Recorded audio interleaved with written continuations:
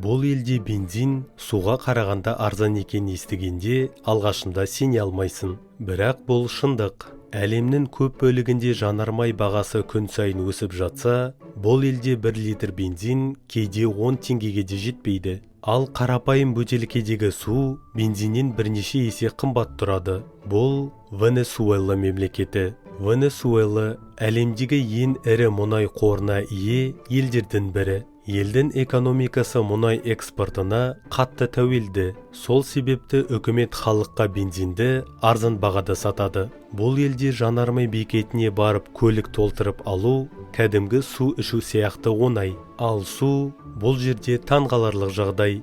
Импортталғандықтан кейде тапшы болады. Қарапайым бөтелкедегі судың бензиннен бірнеше есе қымбат тұруы қалыпты жағдай. Осындай парадокс тек Венесуэлада ғана бар. Видео ұнаса пікір қалдырыңыз.